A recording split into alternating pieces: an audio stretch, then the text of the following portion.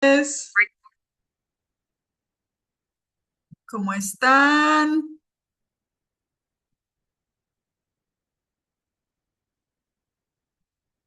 Hola David, Juan, Yamile, ¿cómo están? Buenas noches. Buenas noches, Julie. Bien, gracias. Ah, Me bueno. costó entrar a la plataforma, no sé qué pasaba, pero no me quería cargar, no sé. Ay, bueno, Me pero costó, entra. Sí. no sé por qué. De pronto el internet. Estaba desde hace rato luchando. Hombre, yo por eso les dejé ahí como un chancecito mientras iban entrando, que fueran escuchando por ahí un chistecito mientras iban entrando. Juan, ¿cómo seguiste de salud? Pues mejor, gracias a Dios mejor. El problema estomacal, ya bien, gracias a Dios bien. Ah, bueno. Pero pues ahí me duele un poquito la espalda, después te llegó el PS que me di, pero ahí va pasando. Que me caí Bueno. duro, es muy pesado. Sí, eso nos contaste la vez pasada. Pero bueno, menos mal que Y, estás mejor. aunque pues ya debería no haber dolor, nada. No fue como el martes o miércoles de la Semana Santa. Sí, deberías que te chequee el médico. Todavía hay algo de dolor ahí, me duele, a veces siento fatiga que como que aprieta, duele. Y sí me caí duro, duro, duro. Y pues Pues, es bastante pesadito. Entonces, no, pues que eso, es pensando, que no importa. O pensando sea, más, una caída es una pensando. caída. Sí, claro, pues no, pero me Ojalá refiero que a no que, te... si pesara nomás 60 kilos, como hace 200 años, pues era más sencillo porque es que ahora estoy en más de 80. Ah, bueno, Entonces, esos 20 kilos extras son, tienen su complejidad, y claro, aumenta, aumenta. ¿cierto? Entonces, la inercia, aumenta la inercia y bueno, golpea algo. Pero Pero bueno, bueno, gracias a Dios estás ahí, mejor. dijo, como dice Mercedes Sosa, todavía cantamos y todavía reímos. Eso es cierto. Ok, veo por aquí también Janita, a David, ¿cómo están? Buenas noches, Dios los bendiga. Amén. ¿Cómo van, David? ¿Cómo estás?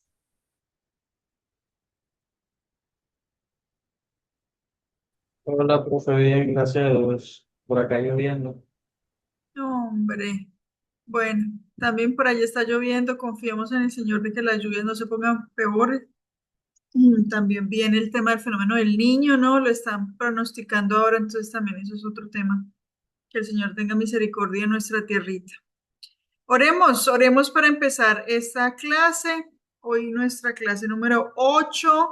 Uy, ya pasamos la mitad. Aparte de esta, nos quedan 4 clases y acabamos la materia. Esta es una materia de 3 créditos. Entonces ya la vamos terminando. Oiga, se me metió una mariposa al apartamento. Aquí nunca entran mariposas. Dice mi mamá que cuando entra una mariposa a la casa es porque va a llegar visita. Esperemos que la guita venga, traiga mercado, que la visita misma venga y haga la comida, ¿cierto? Todo eso. Oremos, oremos en esta noche, Señor, gracias porque tú eres bueno y tus bondades las vemos de verdad reflejadas todos los días de nuestra vida. Gracias porque hoy a todos nos has permitido la vida, Señor, la salud, hemos tenido también comida en nuestra mesa, la posibilidad de estudiar, de trabajar, de aprender. Gracias por las personas que están a nuestro alrededor, Señor, que a través de las cuales también vemos tu amor y tu cuidado con nosotros.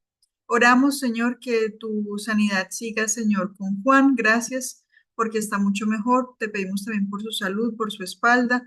Oramos también, Señor, por cualquiera de los estudiantes de la facultad y nuestros propios que tengan algún problema de salud, que tu mano sanadora sea con cada uno de ellos en este tiempo.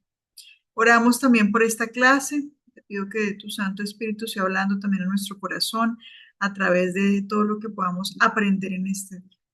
Gracias por tus bondades y tus cuidados con nosotros, Señor. En el nombre de Jesús. Amén. Bueno, déjenme compartir por acá pantalla.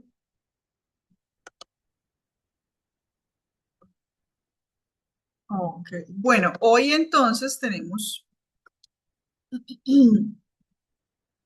tenemos en nuestra clase de libros históricos el libro de Crónicas, 1 y 2 de Crónicas, libro bastante particular.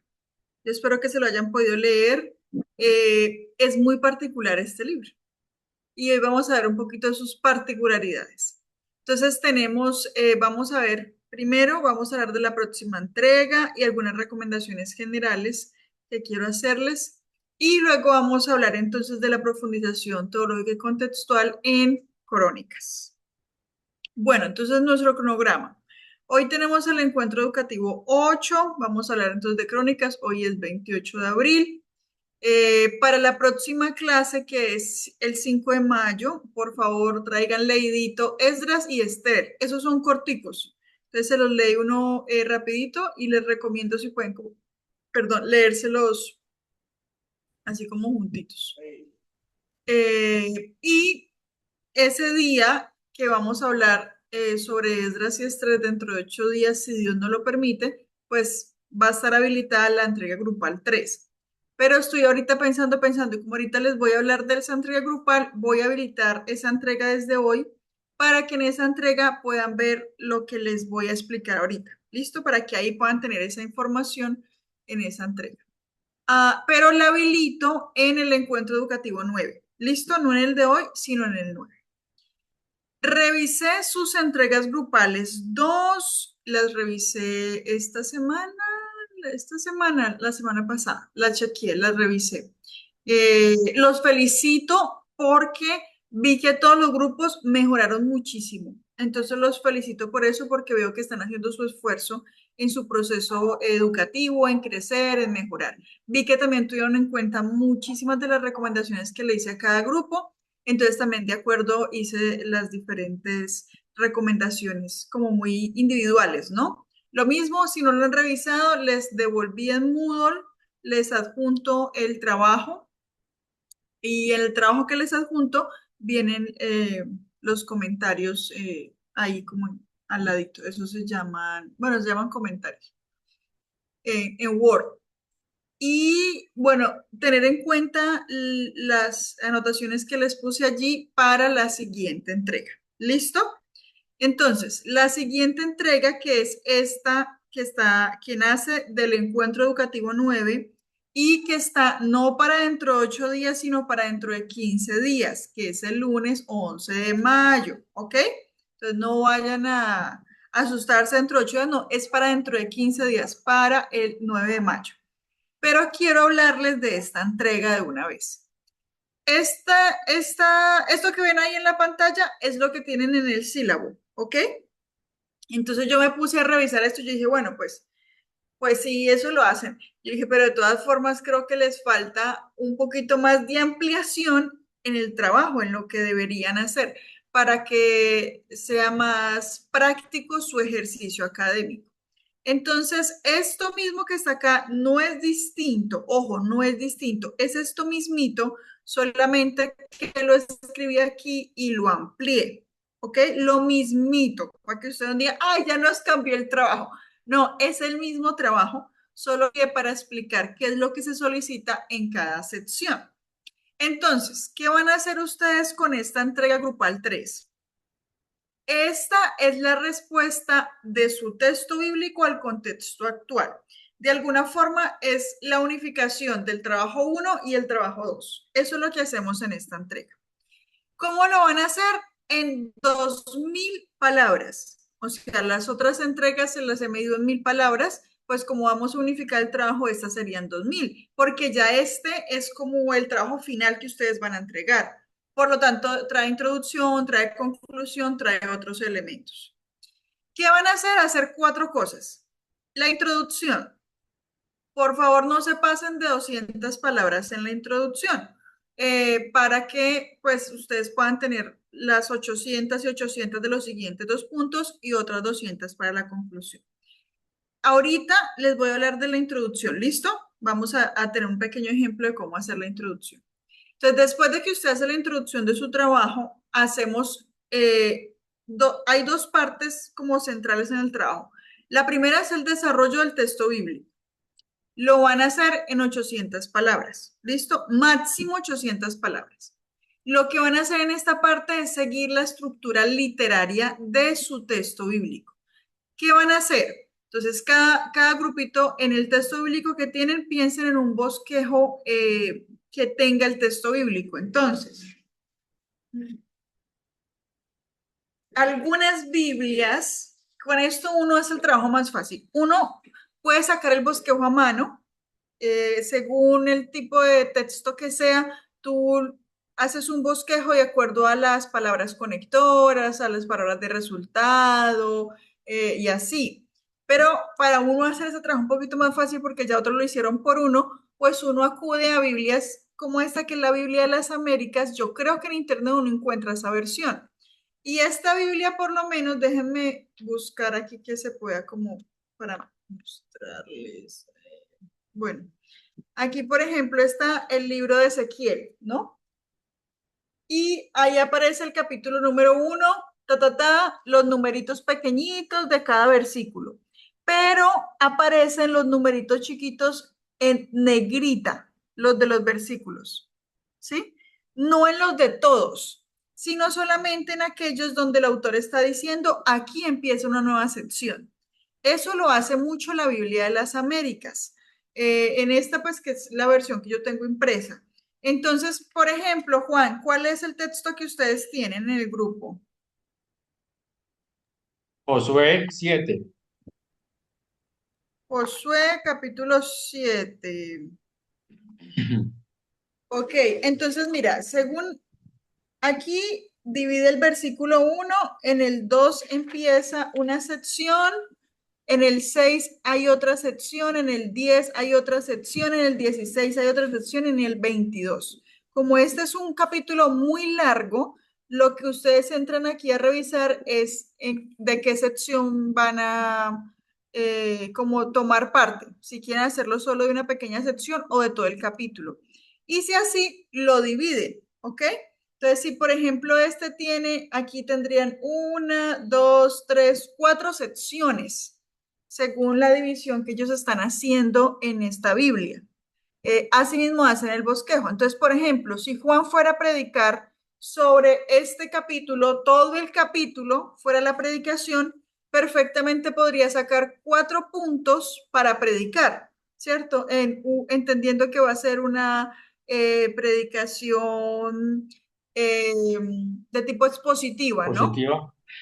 Exactamente, entonces sacaré los 4 puntos alrededor del bosquejo. Es eso lo que les estoy pidiendo aquí en esta primera sección, que revisen su texto bíblico y que en base a ello pues hagan las secciones. ¿Listo?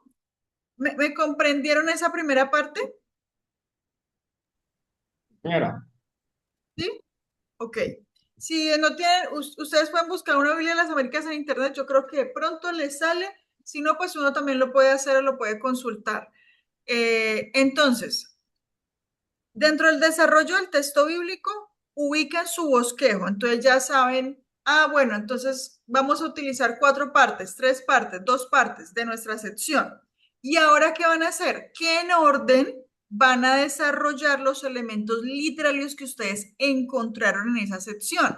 Entonces, que en la primera sección, versículos del 1 al 5, el personaje principal, no sé, es Saúl y el tema del arca es predominante porque no sé qué, y en contraste a esto, en la sección número 2, Saúl cambia de parecer, bueno, no sé.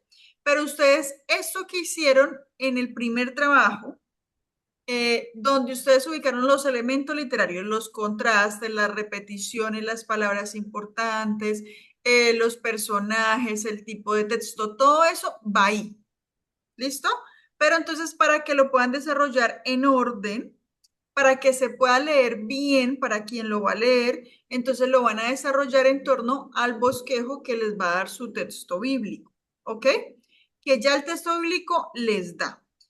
Y no lo desarrollen como una cosa aislada, sino como que cada aspecto forma parte de todo el texto. O sea, no como versículo 1 al 5 y palabra repetida, Josué. Y luego abajo personajes, Josué. No, sino que lo formen como un texto, como una narrativa, ¿ok? Como que van contando la historia, más o menos. Después de que han hecho eso, en esta primera sección, que es el desarrollo del texto bíblico, hacen la segunda parte, que es la reflexión teológica contextual, también 800 palabras máximo. Aquí van a hacer la contextualización del texto, o sea, eso que ya desarrollaron antes, momentito antes del trabajo, con lo que ustedes hicieron del trabajo número 2. Entonces, en base al texto bíblico que ustedes hicieron anteriormente, ¿cómo ese texto responde a una situación del contexto actual? Entonces, aquí ustedes ubican el trabajo 2 que ya entregaron, donde cada grupo escogió una situación del contexto actual y la desarrolló, la exploró, indagaron en lo que sucedía, aspectos negativos, positivos, etcétera, etcétera. Entonces toman todo eso que ustedes escribieron, lo que consideren más relevante, y hacen dos pasitos. El primero, explican brevemente esa situación en Colombia, lo que sea la situación, la explican. Y lo segundo, expliquen cómo el texto bíblico que acabaron de desarrollar, que acabaron de explicar allí en el desarrollo del texto bíblico, responde a esa situación. Entonces uno puede gastar, no sé, por ahí 200 palabras en la explicación, 250 y el resto que sean para el paso número 2, para explicar cómo ese texto responde a esa situación. Y luego ustedes entonces hacen una conclusión, un párrafo de conclusión de 140 a 200 palabras. No se pasen de 200 porque necesitan esas palabras para realmente ubicarlas en los dos puntos de la mitad, el desarrollo del texto y la reflexión teológica. Ojo, en una conclusión no se agregan nuevas ideas, porque si usted agrega una nueva idea aquí, el lector va a decir, ah, muy bueno, ¿y esto qué? Y pues usted ya no lo va a poder desarrollar. Entonces usted está como, no sé, como tirando disparos al aire. Entonces en la conclusión no se agregan nuevas ideas. Usted reafirma la tesis que ya ha venido desarrollando el trabajo con otras palabras, la tesis que escribió en la introducción, sintetiza los argumentos que desarrolló en las dos partes, en el desarrollo del texto bíblico y la reflexión teológica, y una pequeñísima reflexión final, ¿sí? Cortita. Eso en 200 palabras, ¿ok? Como todos los trabajos anteriores, todo debe estar fundamentado en estudios académicos sobre el tema. Lo mismo, usen artículos científicos, tesis de grado, libros y demás. Como ustedes ya hicieron estos dos trabajos y ya pues en su gran mayoría tienen autores, usen esas mismas citas. Si ustedes vieron que en algún momento yo les dije, aquí les falta que soporten los argumentos con un autor, pues busquen autores que hablan del tema, ¿no? Investiguen. Si ustedes ya los tienen, pues mejor dicho, no inventen la rueda, ya lo hicieron. Entonces, solo lo que tienen que hacer es trabajar sobre eso que ya hicieron y juntarlo en estas dos cosas, ¿ok? Entonces, de alguna forma, no hay que hacer un montón de trabajo más, sino coger los dos trabajitos y estructurarlos en uno solo. Esa es como la idea, ¿ok? Entonces, ya les voy a mostrar la introducción, cómo se hace una introducción. Antes de eso, me gustaría saber si tienen alguna duda sobre esto que les acabo de explicar. Profe, ¿estás segura que es para dentro de 8 días? No, no, no, es para dentro de 15. Mm, Aquí que entendí está. que era para el 5. No, no, no. El 5 es la lectura de Esdras y Esther, la lectura. Pero esta entrega de la entrega grupal 3, valga la redundancia, es para el 11 de mayo, o sea, en 15 días. Ah, ok, gracias. Eso, sino que se las estoy explicando desde ahora, que es esto mismo que tienen en el sílabo, pero aquí se los amplié, pues para que puedan empezar a trabajar a partir de allí, por si quieren empezar a trabajar desde ahora. Ok, ¿alguna otra duda?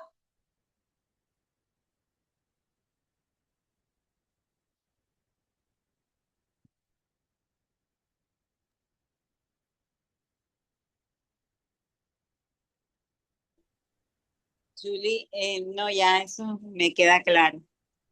Lo que el trabajo, esta noche hay que entregar un trabajo, ¿cierto? Hoy, Hoy, eh, es del cuestionario. sí, sobre un texto bíblico, sobre un texto, sobre un texto, sí. Déjame ver, No hay más plazo para eso. déjame ver, déjame ver. Creo que era para ayer, profe. Era para No, ayer, ¿cierto? El texto. ¿Y luego? no, la entrega está para hoy hasta medianoche. Ah, ¿saben qué fue lo que pasó? Que yo me di cuenta, yo no sé, alguien me preguntó y cuando yo entré a revisar, había puesto puse la entrega para, para hoy cuando las entregas eran para ayer. Y yo dije, bueno, pues ya que ya la puse. Ok, sí, el, teníamos el análisis individual 3. Ya la entrega grupal la revisé. El análisis individual 3 que era la lectura de un texto y contestar un test. No es muy complejo, es más bien una entrega reflexiva. Pero dale, Yamile, escríbeme, ¿ok? Y hablamos. Que yo, o sea, a mí, más que el hecho de que ustedes se ganen una nota, porque las notas de alguna forma son un número que miden su entrega, pero más que eso, me interesa que tengan un proceso de aprendizaje. Entonces, no me interesa mucho como corcharlos y que no vayan a pasar, no es mi interés es que puedan adquirir los aprendizajes en torno a lo que uno va desarrollando en el curso. Entonces, si tienen alguna situación, me pueden indicar, o sea, díganme, profe, mira tal cosa, tata, me da chance, y de acuerdo a la situación que sea, yo mido y evalúo si es una situación, una enfermedad, o sea, una calamidad doméstica, una enfermedad, un funeral, ese tipo de cosas que a veces son difíciles, ¿no? Yo les chequeo y les recibo la entrega y califico sobre 5 como los demás.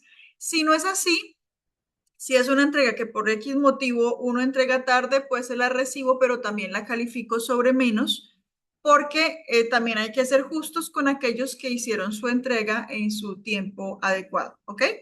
Pero no se quede sin hacer las entregas, porque vuelvo y le repito, más que una nota y ponerles un número, es el tema de que ustedes completen sus procesos de aprendizaje. ¿Listo? Entonces, dale, Yamile. Bueno, me escribes. Yo también escribo. Ok, Háganle pues. Listo. Bueno, entonces de esto, ¿todo claro? No es muy difícil. Es que ustedes junten los dos trabajos. Entonces, este es un pequeño ejemplo de lo que debería contener una buena introducción. Entonces, las introducciones son como el tráiler de una película. Si ustedes van a ir al cine, no un miércoles que es más barato, un domingo, un sábado que es bien caro, un festivo que le sacan uno los ojos y yendo a cine. Y entonces resulta que ustedes van a pagar, dale Dianis, dale José, bienvenidos. Resulta que ustedes van a pagar, no sé, el cine a usted solo le sale por 50.000, porque digamos que eso es VIP y a las crispetas, y usted solo, sin la novia, sin el novio, y 50.000. Si usted va a pagar todo eso por ver esa película, pues uno, ¿qué va a hacer? Lo que uno va a hacer, lógicamente, es ver el tráiler, ¿cierto? Para ver si es que la película aguanta. Cuando uno ve el tráiler de la película y a uno el tráiler no lo cautivó, uno como que se desanima, ¿cierto? O a mí personalmente me pasa así. Las introducciones de un trabajo académico son como el tráiler de una película. Si está bien hecha la introducción, que es un parrafito cortico y me cautiva de entrada, yo me quedo y leo todo el trabajo, ¿sí? Yo creo que a ustedes les pasa lo mismo. En este proceso de investigación que han hecho, por ejemplo, ese trabajo o de otros trabajos, cuando empiezan a leer una tesis de alguien, un libro, si a usted desde el principio no lo engancharon, uy, es muy complicado que uno siga leyéndolo por puro gusto. Ya si le tocó leerlo, pues le tocó leerlo. Pero que uno lo lea por gusto, como que no. Entonces, las introducciones en los trabajos, sobre todo académicos, que a veces son un poco densos, son muy importantes porque generan un gancho publicitario para quien está leyendo mi trabajo.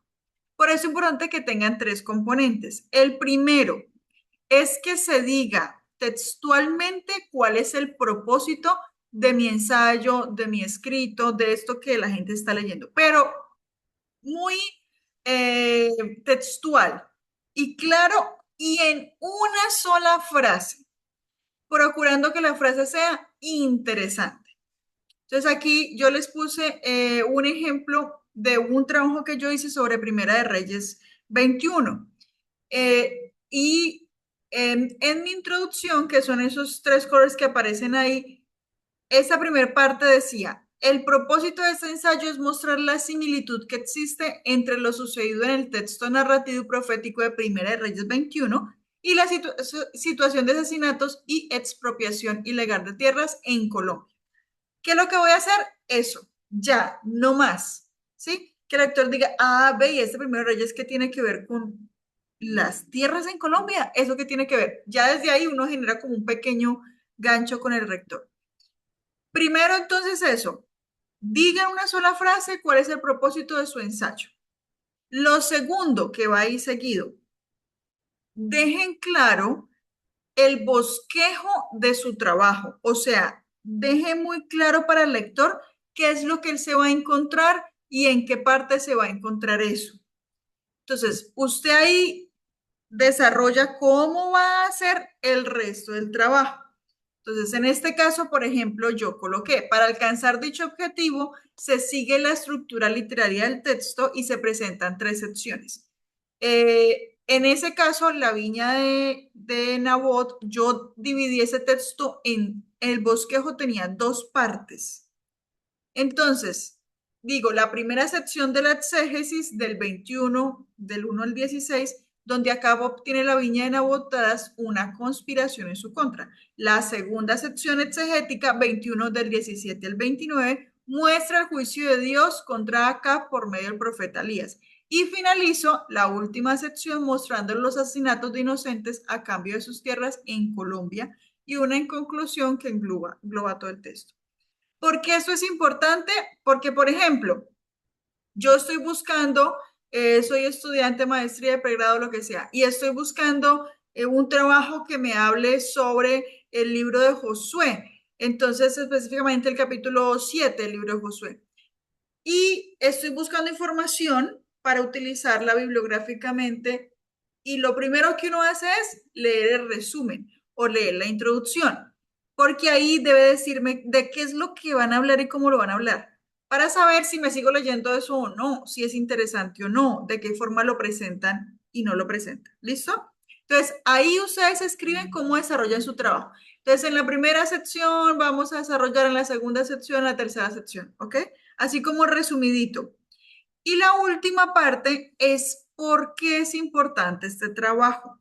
Con ello yo incentivo al lector a que siga leyendo el trabajo y refuerzo esa relevancia que tiene, pues en este caso mi texto con el contexto actual. Entonces, este trabajo es relevante porque responde a la problemática devastadora del asesinato y desplazamiento forzado en un país como Colombia, demostrando cómo el texto bíblico y la teología dan respuesta a esa situación, ¿sí? Por ejemplo. Entonces, uno hace un parrafito que responda a esas tres cosas. ¿Listo? Esta forma de introducción yo la recomiendo no solamente para ese trabajo, sino en general. Cuando ustedes entregan cualquier trabajo, coloquen un parrafito introductorio con esos tres componentes y desarrollenlo así. Pues no es que usted coloque el tema del bosquejo ahí y lo que usted ponga ahí no lo desarrolla así en el trabajo, no. Entonces, por eso regularmente la introducción es lo último que uno hace. Uno primero comienza a desarrollar el cuerpo, o sea, en este caso vendría siendo la parte 2 y 3, el desarrollo del texto bíblico y la reflexión teológica. Cuando ya yo tengo eso hecho, yo ya sé cómo desarrollé mi trabajo. Entonces, ahí sí vengo y hago la introducción y la conclusión. Regularmente uno los hace al final, porque ya tengo todo en mente. Igual que para un sermón, una introducción debe hacerse al final de que yo ya hice el sermón. Ahora sí, preguntas.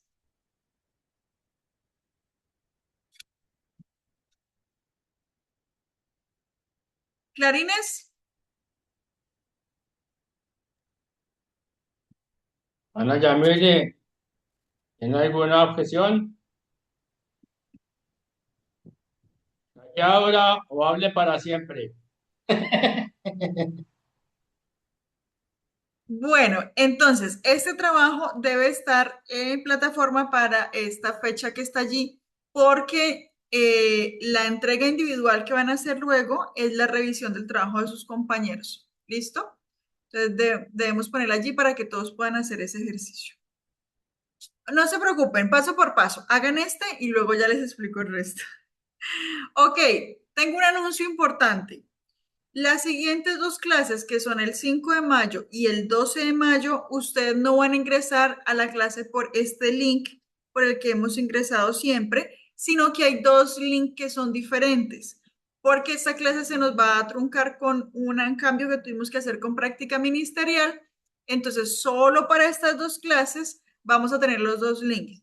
En Moodle ya yo puse los links, tanto en el general, donde dice abajo links de acceso, y también los puse en estas dos clases, que estas son las clases 9 y 10, Encuentro Educativo 9 y 10. Ahí en esas páginas también ya lo puse. ¿Listo?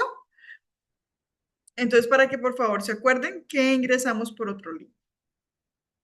Bueno, ahora entrando en materia con Crónicas. Crónicas de verdad que es un libro bastante particular. Tiene muchas cosas particulares, pero es muy, muy interesante. Vamos a ver entonces, explorar teológicamente y contextualmente el libro, vamos a ver las características narrativas y teológicas, la importancia del libro para el antiguo Israel, para nosotros, y algunos temas que son controversiales. Empezando por lo narrativo. Para eso quiero que veamos este video, porque hoy vamos a hacer, tener unos espacios diferentes, un poquito como hemos hecho las otras clases. Entonces vamos a ver este pequeño resumen. Ahí, espérame porque no me deja abrir. Espérame un segundo. Ay, ¿qué se me hizo el mouse? Allá. Ok, ahora sí. Vamos a ver este muy buen resumen que nos regala, ¿cómo se llama esta? Esta es una buena página. Proyecto Biblia, además. Eso, Proyecto Biblia. Ok. Como Crónicas es un libro un poquito, tiene sus complejidades, Crónicas, la verdad. Entonces vamos a ver este que nos regala como un bosque general en la cabeza para partir de allí continuar con algunos de los elementos. Déjenme, voy a... Ya está.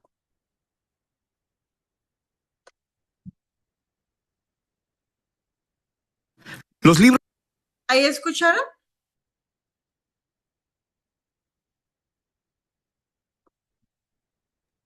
Sí, señora. Los libros de Primera y Segunda de Crónicas. Aunque en nuestras Biblias son dos libros separados, esa división no es original.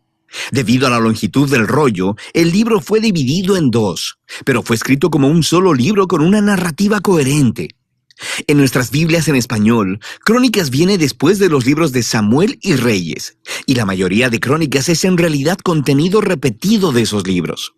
Así que la mayoría de los lectores modernos, cuando llegan a Crónicas, piensan, espera un momento, acabo de leer todo eso, y se lo saltan.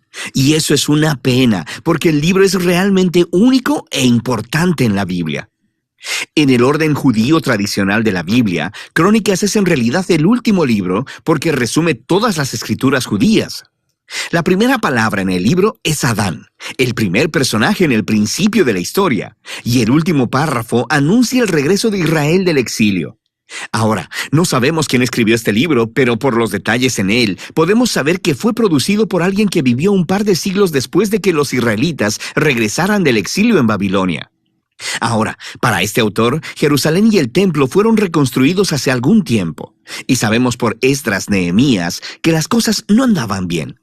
La gran esperanza profética era que la ciudad y el templo fueran reconstruidos, que Dios viniera a morar entre su pueblo. El rey mesiánico vendría, y todas las naciones estarían bajo su gobierno pacífico, y nada de esto ha sucedido. Así que el autor de Crónicas ha reconfigurado estas historias de David y Salomón y los reyes del pasado para proveer un mensaje de esperanza para el futuro. Y vemos que él ha diseñado este libro para enfatizar dos temas evidentes. Primero, la esperanza del rey mesiánico venidero, y segundo, la esperanza de un nuevo templo. Profundicemos y verás estos temas a lo largo de todo el libro.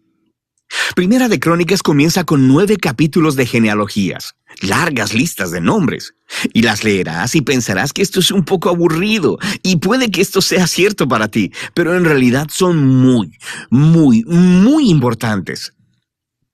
El autor está resumiendo la narrativa entera del Antiguo Testamento al nombrar a todos los personajes clave en las historias, y al hacerlo, él da forma a las genealogías para enfatizar 2 linajes clave.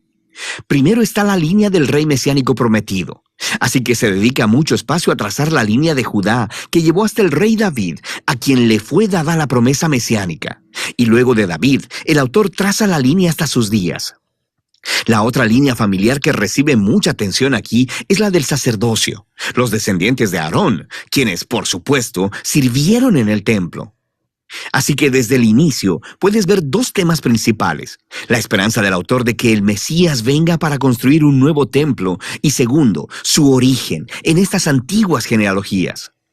Ahora, después de eso, el autor continúa con las historias acerca de David, y la mayoría de ellas te resultarán familiares por el libro de Samuel, pero de nuevo, hay algunas diferencias realmente importantes. Primero que nada, el autor deja fuera todas las historias negativas de David, en donde él es retratado como débil o inmoral. Saúl cazando a David en el desierto y persiguiéndolo. La historia del adulterio de David con Betsabé y el asesinato de su esposo. Todo eso queda fuera. Y lo que queda son las historias que hacen ver a David como un buen hombre. Y no solo eso, también hay un material nuevo que no encontrarás en el libro de Samuel y que muestra a David desde una perspectiva muy positiva. Hay un gran bloque de capítulos donde David hace preparaciones para el templo. Él organiza los recursos y los constructores y los levitas y los coros. Y no solo eso, el autor también representa a David como una figura semejante a Moisés. Dios le da a David los planos para construir el templo, así como le dio a Moisés los planos para construir el tabernáculo. De manera que, ¿por qué todo este nuevo material acerca de David? El autor no está intentando cubrir las faltas de David. Él sabe que cualquiera puede ir a leer sobre ellas en el libro de Samuel. Más bien, él está tratando de presentar a David como el rey ideal, para hacer de él una imagen o tipo del futuro Mesías del linaje de David. Es muy similar a cómo Jeremías y Ezequiel hablaron del Mesías venidero como un nuevo David. Esto es más evidente en la manera en que el autor recuenta la historia de la promesa del pacto de Dios a David en Primera de Crónicas 17. Cuando comparas la historia con su paralelo en 2 de Samuel 7, verás que el autor de Crónicas está resaltando que ni David ni Salomón, ni ninguno de los reyes de su linaje eran el rey mesiánico, y que cuando el Mesías venga, será un rey como David. Así que para este autor, estas historias del pasado acerca de David son lo que sostienen su esperanza para el futuro. Después de que David muere, continuamos en 2 de Crónicas, que se enfoca en los reyes que vivieron en Jerusalén. Y de nuevo, hay muchas cosas que coinciden con Primera y 2 de Reyes, pero hay muchas diferencias clave. El autor ha dejado fuera todas las historias sobre los reyes de Israel del norte para enfocarse en el linaje de David. Y hay mucho nuevo material acerca de estos reyes del linaje de David. Él resalta a los reyes que fueron obedientes a Dios y añade historias acerca de cómo su obediencia llevó al éxito y a la bendición de Dios. Pero también añade nuevas historias acerca de reyes que fueron infieles a Dios, no siguieron la Torá y llevaron a Israel a adorar a ídolos. Y estos reyes enfrentaron horribles consecuencias, lo que llevó al exilio de Israel, un desastre que ellos mismos provocaron.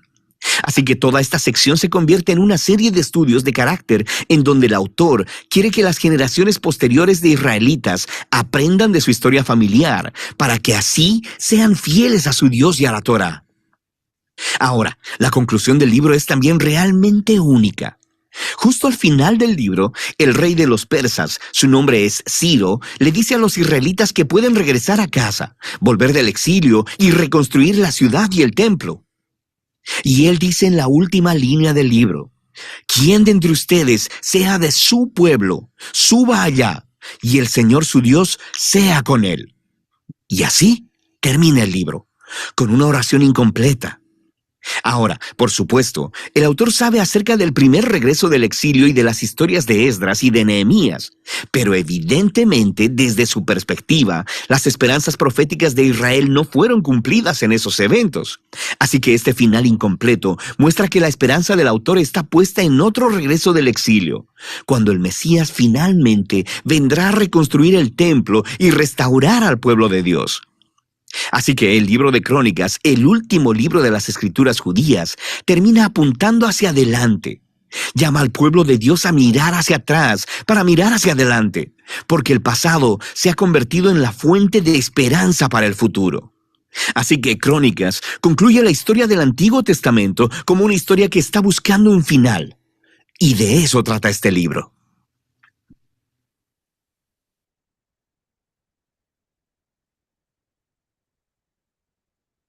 Ok, muy bien. Déjenme voy a volver acá. Bueno, mi intención era que tuviéramos estos videos, son muy buenos. Hacen muy buenos resúmenes.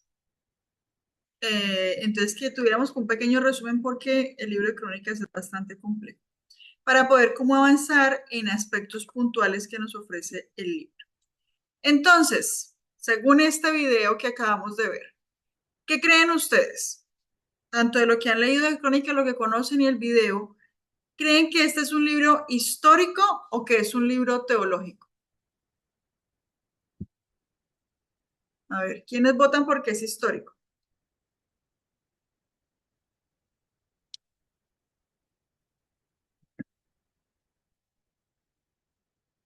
A ver, levanten ahí la manito, díganme algo, ¿quiénes votan porque es teológico?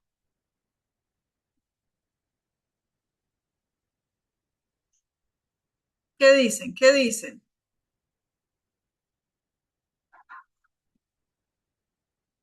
David dice que es histórico.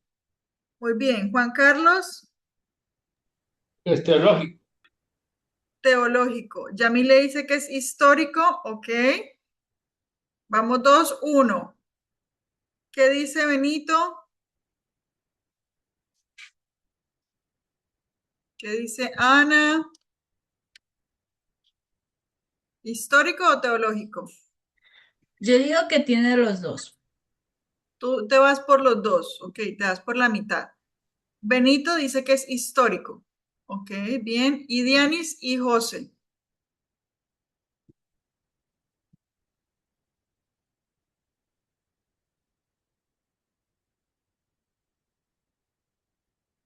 Dianis dice que histórico. Muy bien. Bueno, pues entonces imagínense que este libro, así como Anita, que Anita se puso en la mitad, ni para adelante ni para atrás, dijo, le pegó a alguno de los dos, pero le pegó. Este libro es bastante particular conforme a los otros libros que hay anteriores a él, a Samuel, a Josué, a Reyes, ¿no? Y es particular porque hace una mezcla preciosa entre la historia y la teología. Entonces, cuando yo pensaba en esto, pensaba en una trenza. Las trenzas, pues regularmente las chicas sabemos hacer trenzas, ¿no? Uno le enseñan a hacer trenzas así cuando es chiquito y se hace uno trenza y uno le hace trenza a las amigas. Hay un elemento de trenzas muy lindo en nuestro país que hace parte de la historia de los esclavos africanos. Y muchos de los esclavos africanos, a través de las trenzas que se hacían, o sea, haciendo las trenzas hacían mapas para que otros esclavos supieran el camino para huir. Eran como mapas para huir de la esclavitud.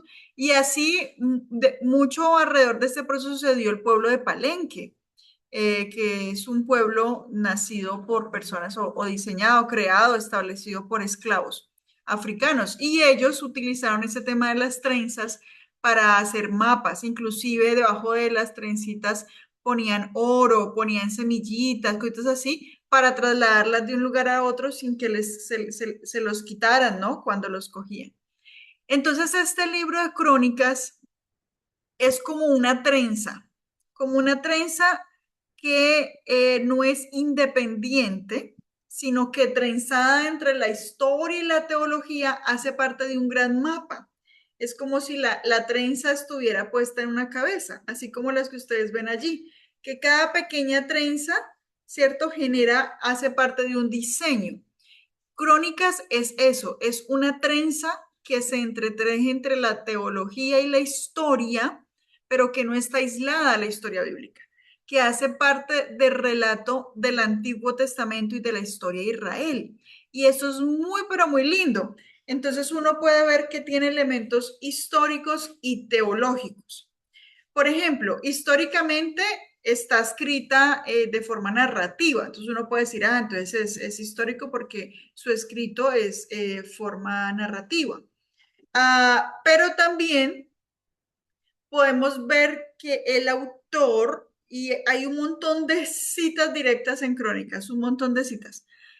Por ejemplo, es histórico o podemos considerar que es histórico porque el autor desarrolla las siguientes cosas. Hace mención de otras fuentes. Aparte de lo que él sabe, toma fuentes de otros lados y lo atestigua en su escrito. Es como si hiciera un artículo académico. Toma la fuente para atestiguar sus argumentos.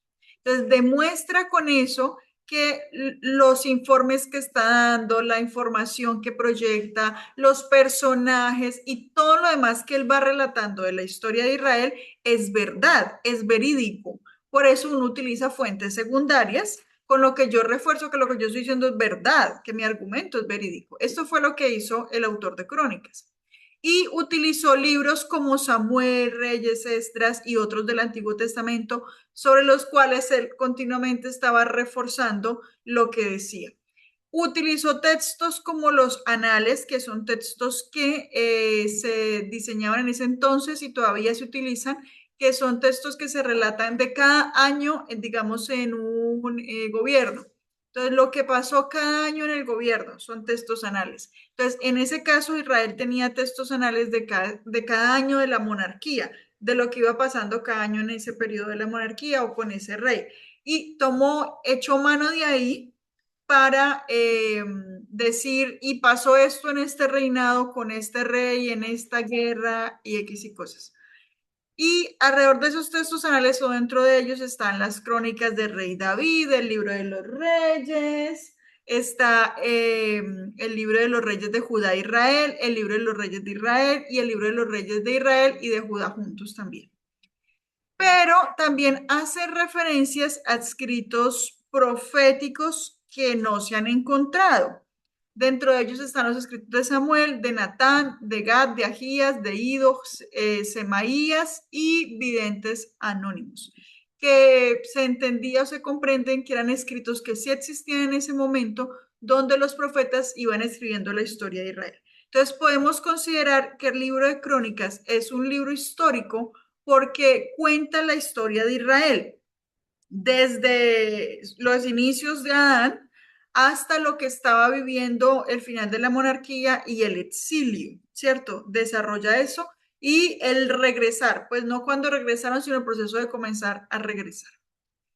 Pero también es teológico, se trenza esta trenza, valga la redundancia, porque no solo tiene el propósito de contar la historia de Israel, sino también de desarrollar sus argumentos teológicos en medio de la historia de Israel. Entonces, ¿cómo vemos que él tiene una intención teológica? Porque habló de las palabras de Dios y en medio de esa evolución de Israel a lo largo de la historia. Se mencionan varios discursos proféticos y lo que el mensaje del profeta traía, ¿no? El arrepentimiento, la idolatría y demás. Perdón, se evalúan también los sucesos que acontecieron y las acciones humanas allí en relación a lo que Dios le había enseñado a Moisés y a David de cómo debía vivir el pueblo o de cómo debía vivir un rey. Y aunque los registros ya estaban en Samuel y Reyes, el cronista decidió apartarse un poquito de estos registros que él ya tenía escritos sobre Samuel y Reyes para brindar sus propias perspectivas teológicas en ese momento de la historia en que estaban. Entonces, este libro es muy característico porque no pasa tanto que un libro integre como las dos cosas y que vaya como tan entretejido y que cumpla esos dos propósitos. Juan. Gracias, profe. Profe, pues, en el entendido de que todos los sucesos que pueden narrarse se presentan en algún momento de la historia, en cualquier momento de la línea de tiempo de la existencia de la humanidad. En ese sentido, es que yo decía que es teológico, porque de todas maneras todo lo que sucede, sucede en algún momento de la historia. Nos cuentan hechos que sucedieron, pero pienso, y creo que en esta partecita última hace ese énfasis usted también, en que el mensaje teológico está pues muy claro en cómo debe comportarse el rey, el pueblo, cómo volvernos a Dios, cómo el perdón, bueno, todas las cosas están ahí, pero pienso que sigue siendo un libro, un texto teológico que nos explica la teología basado en hechos históricos. O sea, se apoya en la historia para explicarnos la teología, no al contrario. O sea, no es un texto histórico que tiene tintes teológicos por ahí, sino que es teológico y que se apoya en las situaciones que vivió el pueblo, los reyes, reyes buenos, reyes malos en este momento, hijo de fulano, hijo de sultano, hizo lo correcto, hizo lo incorrecto, que son datos históricos, por supuesto, pero que en sí mismo, llevado al ejercicio teológico y pues hoy a nosotros, nos deja la enseñanza del fundamento de los principios teológicos que necesitamos para vivir, ¿no? Entonces Sí, sí. pienso que en esa partecita debería verse así, como que es más teológico, apoyado en historia, por supuesto, en la documentación. Aquí pues se supone que fue Esdras el escritor, pero a fin de cuentas como que tampoco se sabe a ciencia cierta. Pero lo que sí se sabe, lo que sí queda claro, es que hizo un excelente ejercicio investigativo. Acudió a todas las fuentes que pudo, que tenía a su alcance, no tenía internet ni Wikipedia, nada de esas vainas, pero recurrió a las fuentes precisas, a las fuentes que eran para escribir todos los cuatro libros, ¿no? Además son cuatro los que se supone que escribió. Gracias, Ok. profe. Está bien, Juan, muchas gracias. Y si uno revisa todos los libros de la Biblia, pues todos son teológicos, ¿no? Porque todos están enseñando quién es Dios. A diferencia de otros libros que hemos visto en los históricos, por ejemplo, uno ve un libro como Jueces. Entonces, en Jueces, el autor no desarrolla datos históricos como precisos, ¿sí? No es su intención contar que esto pasó aquí, pasó por acá, que ta, ta, ta, ta. No es su intención contar historias, sino que es su intención más el enfoque teológico. Esa es la diferencia con este libro, que trabaja muchísimo la historia de Israel, o sea, desarrolla con detenimiento la historia de Israel, empieza desde Adán y desarrolla 9 capítulos de puras generaciones, demostrando de dónde viene esta nación y para dónde va esta nación. Eso es muy particular, eso lo hace un libro muy particular, porque conjunto con eso, con todo lo que se está viviendo, desarrolla un bosquejo teológico muy amplio, que obviamente era una respuesta a las necesidades que tenía pues las personas en ese momento, ¿no? A las necesidades teológicas particulares que tenía el pueblo de Israel en ese momento. Entonces, vamos a ver este y luego hacemos el receso. justamente de lo que acabamos de hablar y que también nos mencionaba Juan, el tema teológico tiene un elemento y es quién va a leer este texto directamente. Entonces, como ellos estaban en el exilio y comienzan a retornar, el propósito mucho de este autor es brindar como un mapa. Por eso me encantó el tema de las trenzas, porque les está dando como a Israel este nuevo mapa de dónde vamos a caminar y quiénes somos como pueblo. Entonces, su público objetivo son esos líderes religiosos y políticos de Israel que estaban en Babilonia y tienen que retornar, y las generaciones de estos líderes, que ahora ya con hijos que de pronto fueron chiquitos, ahora son más grandes, regresan, ¿no? En ese proceso para poder como volver a lo que somos como nación, ¿cierto?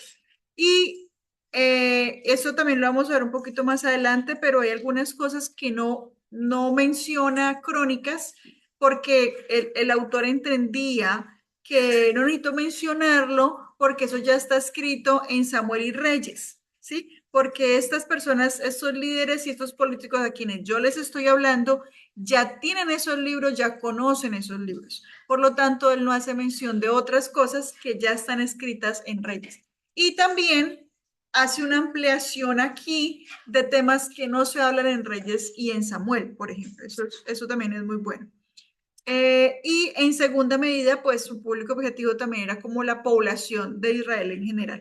Pero principalmente el autor quería trabajar con aquellos que estaban como arriba, al frente del pueblo, en la dirección del pueblo, para volverle a darle como cabeza y cola a lo que somos como pueblo de Israel. Bueno, vamos a hacer un receso. Tengo 8 y 6, vamos a ir hasta las 8 y 16. ¿Listo? Por favor, párense de la silla, váyanse una vueltica, cómanse alguito y ya nos vemos.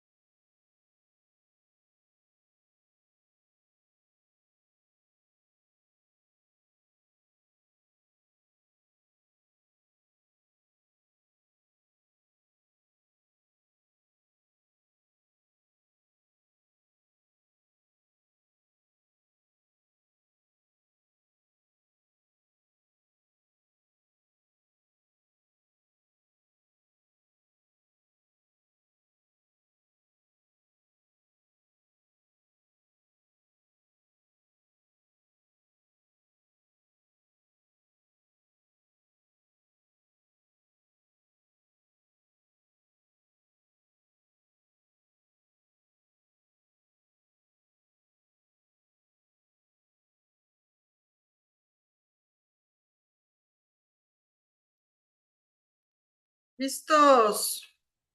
Volvimos.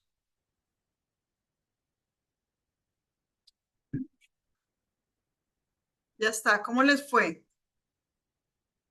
A ver, déjenme verlos, a ver cómo llegaron, si comieron o no.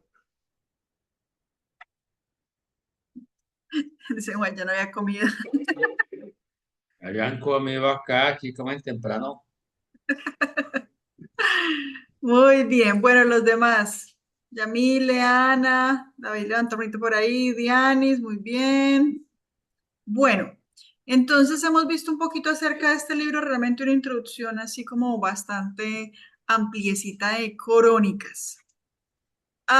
Entonces, cuando uno lee este libro, como aparecía en el video, como que uno dice, oiga, pero esto es la repetición de la repetidera. Parece que esto ya me lo leí, como que tuve un déjà vu y esto ya me lo leía, me lo imaginé antes, cuando uno lee este libro. Pero Crónicas no es una repetición de Samuel y Reyes. Aunque si bien se hablan de los mismos personajes y demás, el autor quiere reinterpretar la historia de la monarquía, pero ahora según las convicciones de los levitas en este segundo templo, o sea, con el propósito de brindar respuestas a este nuevo grupo de personas de Israel que están en un contexto distinto a el Israel de Samuel y el Israel de Reyes. Eh, y y tiene un enfoque mucho en torno a la liturgia, porque como la idea es brindar un mapa de cómo reconstruimos Israel como nuestra nación, tiene un toque muy amplio, muy grande, un tono muy dado a la liturgia, y donde se recuerda a este David, del cual el Señor nos va a dar un linaje, nos va a dar un Mesías, y en torno a todo lo que David enseñó, lo que Moisés enseñó de cómo va a ser el culto, de cómo va a ser la liturgia, los actos litúrgicos, todo, como todo nuestro pueblo tiene que girar en torno a Dios, ¿cierto? Y como pues obviamente por todo el proceso en el que viene Israel, el pueblo está dividido, es una nación pues que ya no tiene la misma religión, que no saben cómo vivir en torno a ser este pueblo escogido por Dios. Entonces, aunque sean las mismas historias y personajes que Samuel y Reyes, el autor reinterpreta toda la historia para brindar ahora a este nuevo pueblo respuestas en medio de la situación en la que está. Por ello también se genera el siguiente bosquejo, dado como por la parte histórica, donde se recuenta la historia de Israel, desde Adán hasta David, que sería como la primera sección, que iría desde Primera de Crónicas 1 al capítulo 9. Luego vemos la segunda sección, que es todo el tema de los reinados desde David hasta Salomón.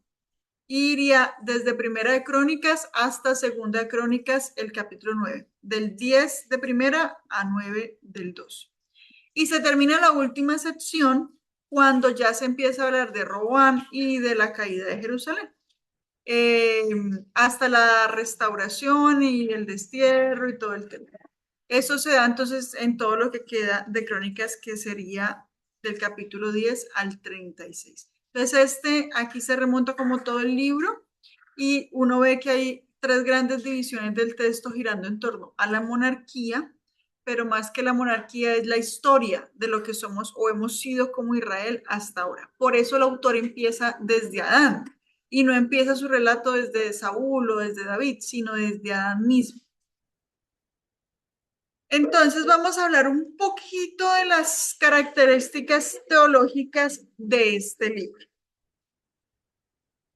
El propósito del autor con este libro está, y quiero leerles aquí textualmente, la gracia electiva y preservadora de Dios en su pacto con su pueblo a través de David, el rey y sacerdote mesiánico.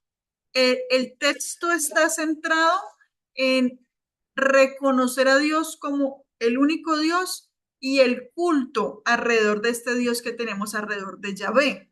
Por eso hay que volver a las raíces de lo que somos, a las raíces de donde venimos. cómo vamos a recobrar nuestra identidad como nación, como Israel, como pueblo de Dios. Y parte importantísima de esa historia, pues es el pacto que Dios ha hecho con Moisés, el pacto que hizo con David y todo lo que David estableció también, a pesar de todas las cosas que hizo como rey, David estableció que de verdad Israel le adorara, ¿no? Entonces eso es parte importante de este proceso. Y a través de David, pues, la esperanza de un Mesías. Este libro, pues, fue escrito para los judíos en la época post-exílica, los que regresaron de este cautiverio, y para quienes nunca se fueron. Entonces, hubo como una división grande de la población y esa división pues generó muchísimas cosas durante el tiempo del exilio, ¿no? Entonces las personas estaban en un momento de, bueno, ¿y será que esas promesas de Dios, esas promesas de restauración, de traerlos a la tierra, del templo, de la reconstrucción, todo eso serán mentiras? Y ahora pues no eran una nación independiente como eran antes en el tiempo de la monarquía, sino que ahora son una provincia persia. Entonces uno dice, en medio de esto que estamos viviendo, Dios de verdad va a actuar a favor de nosotros. Y este Mesías esperado que dicen que viene David, que el trono eterno, eso de verdad va a pasar, o sea, en nuestra realidad eso va a pasar. Entonces, las personas en ese momento tenían estas dudas, pues estas y muchas más, pero eran dudas como fundamentales, enraizadas en su fe y en su creencia de pueblo como hijos de Dios. Entonces, el cronista, que es el autor de Crónicas, trata de contrarrestar esas dudas, incentivándolos a recordar quién es Dios, a recordar lo que Dios ha hecho por Israel, en Israel y para las naciones a través del Israel. Por eso hace todo este gran relato del pueblo y por eso también enfatiza muchísimo en el tema de todo lo que tiene que ver con la liturgia, en el culto, en los levitas. Hay un énfasis muy grande porque hay que volver a nuestras raíces. Hay que volver a lo que teníamos que hacer, que no hicimos y por eso terminamos en el exilio. De eso en gran manera se trata el libro de Crónicas. Entonces también dentro de este propósito, el cronista, y voy a leerles esta cita directa que dice, el cronista escribió su registro histórico para dirigir a su audiencia a reconsiderar lo que creían sobre el pueblo de Dios, sobre el rey, sobre el templo y sobre las bendiciones y las maldiciones de Dios. Estos eran como los temas fundamentales, como los temas que son ejes alrededor de esta trenza que va construyendo el autor. Y todos tienen que ver con la identidad de Israel, porque, bueno, para realmente estos temas tenían que ver con todas las identidades de todos los pueblos en ese momento, inclusive tienen que ver con las identidades de los pueblos ahora todavía, ¿no? De lo que es una nación. Entonces, ¿cómo es que es el gobierno de la nación? ¿Quién es el Dios al que adora esa nación, ¿no? ¿Cómo se rige eso dentro de la nación? ¿Y qué tipo de liturgias hay dentro de la religión que tiene la nación? Entonces, estos aspectos eran fundamentales para poder hacer este mapa de trenzas que Israel necesitaba en este momento de la historia. Y hasta este punto, cuando veíamos un poquito Samuel, cuando veíamos Reyes, hablábamos sobre ellos como personajes, los conocimos un poquito, hablamos sobre la monarquía, sobre también Israel que es luz a las naciones y demás.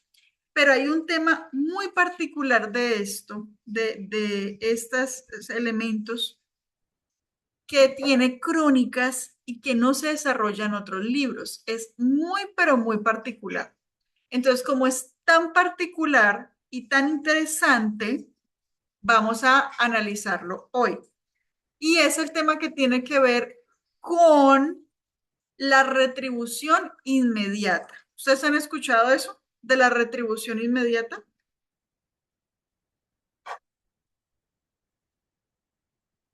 ¿Ni idea? Eso ahorita yo lo escucho de moda. en este tiempo, así que está la crianza respetuosa. Entonces, la retribución inmediata dentro de esa crianza respetuosa, pero en la escritura no es un tema que se desarrolle en un libro, así como tanto como se desarrolla acá. Entonces, ¿qué vamos a hacer? Vamos a centrarnos un poquito en ese tema de la retribución inmediata que nos desarrolla el libro de Crónicas. Para eso vamos a tener grupos pequeños y cada grupo pequeño va a responder a 3 preguntas. La primera, ¿qué es la retribución inmediata en Crónicas? La segunda, cada grupito va a tener 2 o 3 de esos temas que aparecen allí. Pacto, ley mosaica, David y Salomón, que es un tema, instrucción profética, el corazón, la oración, humildad, buscando, abandono y renuncia que van juntas, infidelidad y arrepentimiento. Son 11 temas. Entonces, cada grupito vamos a dividir ahorita los temas. Y de ese grupito que les corresponde, de esos temitas que le corresponde en su grupo, no de esos 11, sino de los que les van a corresponder a ustedes en su grupo, usted va a resolver la pregunta 2 y 3. La 2, explique la retribución inmediata según el tema o los temas que les correspondieron. O sea, digamos que en el grupo de Anita les correspondió pacto, ley mosaica. Y bueno, pacto y ley mosaica. Entonces deben explicar ¿qué es la retribución inmediata? ¿Cómo funcionaba la retribución inmediata a través o en el pacto y la ley mosaica? ¿Listo? Y la tercera, ¿cómo ustedes ven, ya que ustedes leyeron acerca del pacto, la ley mosaica y la retribución, cómo ustedes ven ese tema plasmado en Samuel y Reyes? Si lo ven, si no lo ven, está bien, ¿sí? Pero que ustedes puedan pensar, ve, y Samuel y Reyes también desarrollan esto, ¿de qué forma lo desarrollan? ¿Ok? Para eso, ¿qué van a hacer? Pues primero el conocimiento que ustedes tienen de Crónicas, de Samuel y de Reyes, y una lectura que les voy a enviar inmediatamente. En la lectura se desarrollan esos 11 temas, ¿ok? Para que usted no quede como tan perdido. Entonces les voy a mostrar, pero la idea con la lectura es que lean la introducción que tiene el texto, que es cortita, y luego busquen sus temitas. De esos 11, busquen su tema y vayan desarrollando las preguntas desde ahí. ¿Ok? ¿Alguna duda? Muy claro, muy claro. Voy a ponerles esto aquí en el chat. Bueno, a mandarles acá lo que hay que hacer. Y ya les voy a enviar la lectura. Ok. Entonces,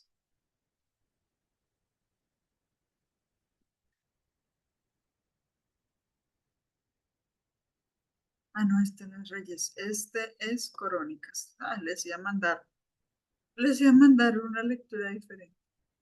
Listo, a ponerla aquí. Espérenme que está cargando. Ok, ahí les llegó. Aquí por el chat, ¿les llegó?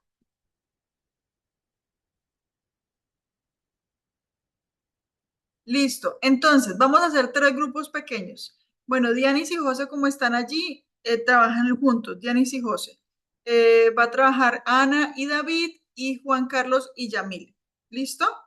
Entonces, son 3 grupos. Mira, espérenme porque me salí. Son 3 grupitos y tenemos... Okay. Y tenemos 11 temitas que a cada uno le corresponden. ¿Cuánto les corresponden a cada uno? A ver, los matemáticos.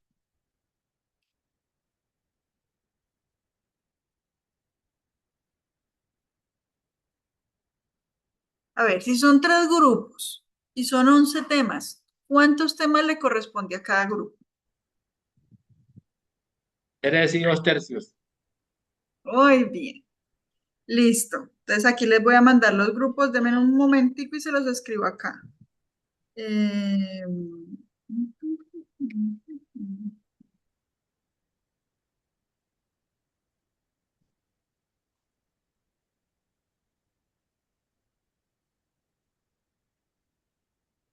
Ay, me falta Benito. Entonces voy a colocar a Benito. Ok, Dianis y José. Voy a colocar a Benito con Dianis y José. ¿Listo? Y ellos como son tres, Eh, Porque no me descarga el documento. ¿no te descarga? No, el de grupo, o sea, el que enviaste ahí al chat. ¿Será que de pronto por tu internet a los demás les descargó? Sí, profe. Toca Bueno, bueno. entonces, Ah, no, voy no, a Juan, mandar. Juan, ¿lo pudiste descargar tú?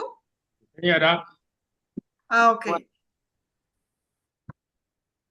Yamile, ¿tú tienes tu WhatsApp abierto? ¿Los demás lo descargaron?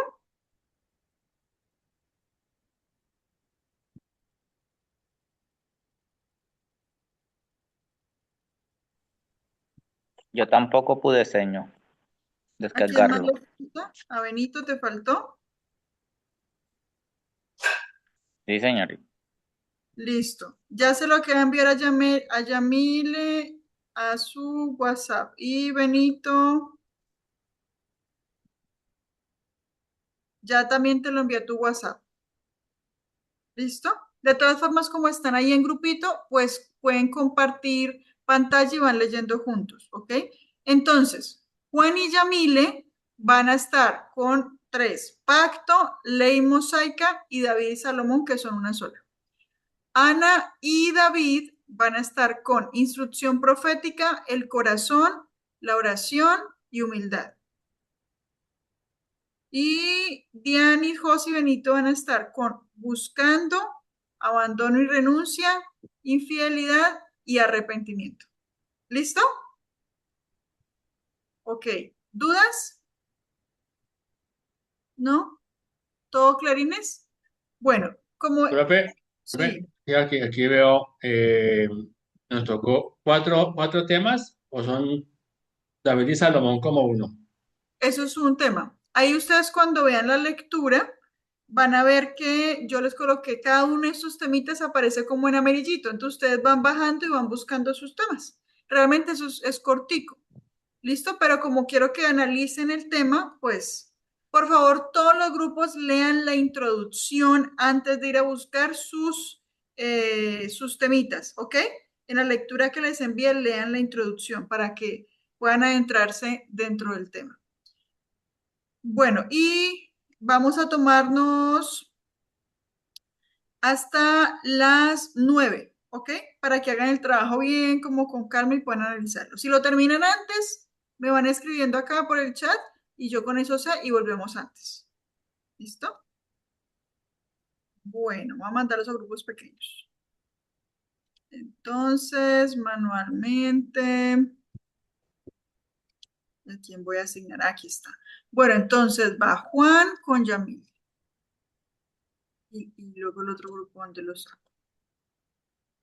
Espérame porque aquí, bueno, acá, ya, listo. Ana con David. Y el último entonces será Benito, Dianis y José. Listo, ahí los voy enviando grupos pequeños.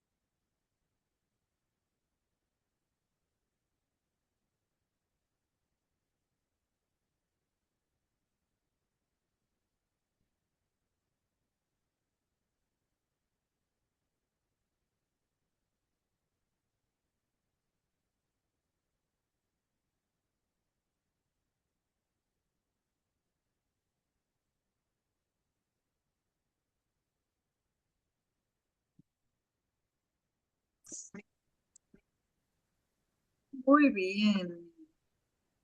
Ya estamos volviendo aquí a la sala. Creo que ya estamos todos. Profe, no alcanzo el tiempo. No les alcanzó el tiempo. No, señora. No, ¿Les profe, fal- a nosotros tampoco. les faltó mucho? Un poquito. Sí, que si quiero que lo terminen. Prefiero darles 10 minutos más. ¿Está bien? De acuerdo. En 10 acaban. Ok, entonces déjenme, vuelvo a armar los grupos. Ah, pues como estaban. Ahí está. Ahí los vuelven a enviar a grupitos otra vez. Gracias, profe. Listo.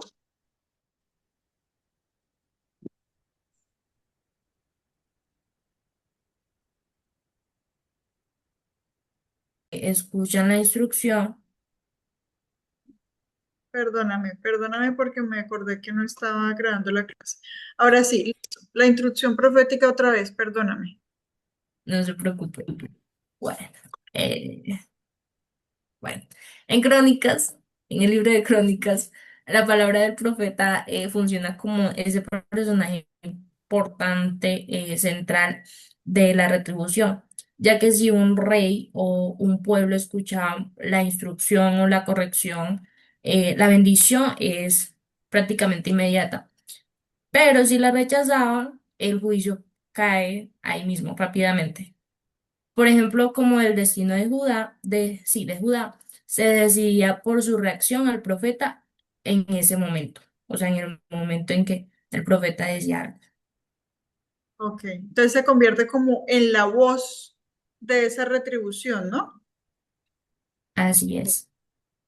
Ok, muy bien. Eh, ¿Lo ven en Samuel y en Reyes? ¿Lo ven? Pues exactamente en Samuel, no tanto.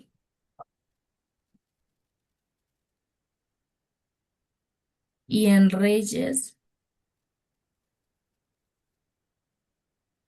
bueno, es que de ahí la retribución hay unos como muy general y no como Ok, ok. Bueno, los profetas que se desarrollan en Crónicas son los mismos que están en Reyes y Samuel.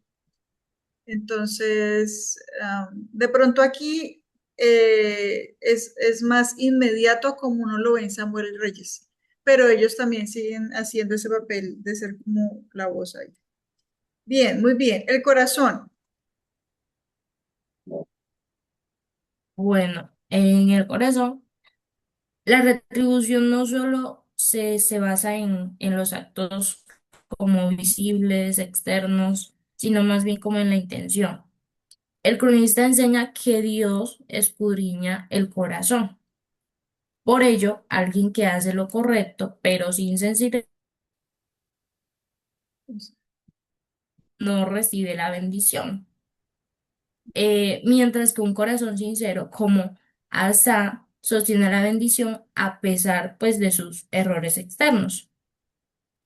Entonces Ujú. aquí vemos como la importancia de la sinceridad. Interesante. ¿Y en Samuel y Reyes lograron verlo en algún momentico? Pues más que todo en Reyes. En Reyes, por ejemplo, como los pecados de Manasés. Y bueno, un rey que ahorita no recuerdo el nombre, que pues hizo lo bueno delante de los ojos de Dios. Hay varios, pero no recuerdo exactamente el nombre ahorita mismo. Ok, Pero sí bueno, se ve mucho, más que todo como en el libro de Reyes. ok. Muy bien. ¿Ustedes tienen también la oración? Sí, señora. La oración y la humildad. Ok. La oración se presenta más como ese medio o ese recurso que como que activa o sí, como que activa la intervención bondadosa de Dios. Mi hermano David lo ve más como eh, una condición, como una oración condicionada. Yo la veo más como una activación. Entonces, la retribución positiva es la respuesta directa como al clamor que hace el pueblo. El cronista está resaltando que sin importar el pasado del pueblo o el individuo, una oración sincera en el presente trae una respuesta restauradora inmediata de parte de Dios. Ok, muy bien. Es como un medio para esa retribución, ¿no? Muy Así bien. es. En Samuel Reyes ven la oración también así como un medio, como un recurso. En Samuel, exactamente en qué texto no sé, Ok, si les soy sincera. está bien. Listo, muy bien. Y tienen ustedes la humildad también, ¿verdad? La humildad. Sí. ¿Alcanzaron?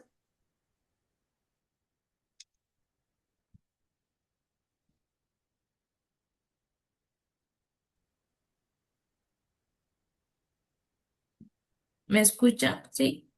Sí, sí. Ah, ahora sí. Bueno, la humildad encontramos que en el texto señala que es como como el paso más importante para la restauración, ya que el cronista está estableciendo que cuando el pueblo se humilla, está reconociendo la soberanía de Dios tras una falta, un pecado, o bueno, una desobediencia. La retribución de juicio se detiene, o sea, como que se corta, y entonces ahí es cuando comienza la de bendición. Ok, Es como que si el pueblo toma la decisión de humillarse, cambia la realidad de inmediato. mm, ok, ok, muy bien, muy bien. En Samuel y Reyes,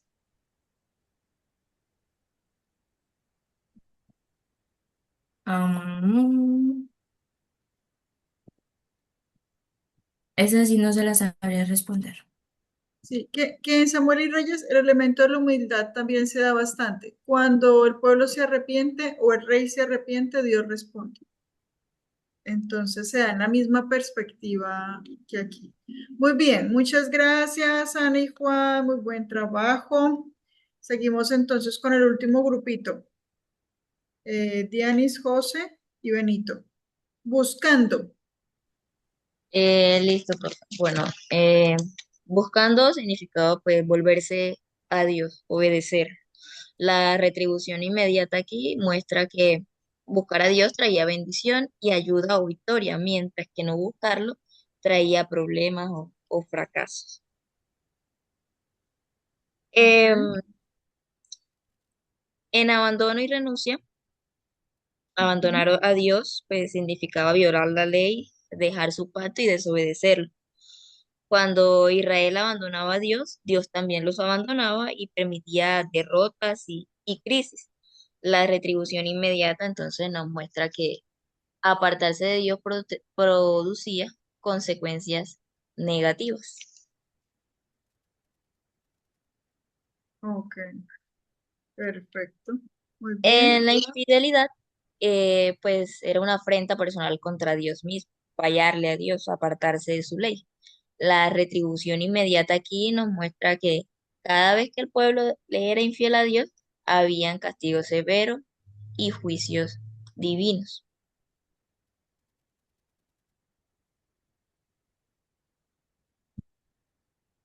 Ok, muy bien. Y en el arrepentimiento, pues era apartarse del mal y del pecado y volverse a Dios. La retribución inmediata se da cuando el pueblo se arrepentía. Cuando el pueblo se arrepentía, Dios mostraba misericordia, mostraba perdón y bendición, mientras los que se negaban a volverse a Dios como tal, pues sufrían su juicio. Ok, perfecto. Ok, ¿cómo vieron estos elementos en Samuel y Reyes? en buscar a Dios, más que todo en Samuel, eh, Ujú. encontramos que buscar a Dios también traía bendición. David eh, consultaba o pues buscaba a Dios antes de actuar y era bendecido. Ok, en abandono y renuncia. En abandono y renuncia, no, no, no, Ok, no tenemos. infidelidad. Y en infidelidad, pues se ve como tal en reyes como Acab y Manasés. En reyes se muestra como esa infidelidad de esos reyes como tal trajo consecuencias. Ok, Y en el arrepentimiento, pues eh, lo vemos también en Samuel, en cómo David después de su pecado, ¿no? Se arrepiente y hubo misericordia de Dios, aunque también pues hubo consecuencias por su pecado. ok, muy bien. Bueno, Dianis, y según ustedes como grupito, ¿qué entendieron por retribución inmediata allí en Crónicas? ¿Cómo lo describiría? Bueno, la retribución, Ujú. como palabra solita, pues es recompensa o pago, ¿cierto? De las acciones. Entonces la retribución inmediata en Crónicas era Dios bendecía o castigaba a las personas dentro de su misma vida, dentro de su misma generación, según su obediencia o según su desobediencia. Ok, bien. Y Ana y David, que no les pregunté.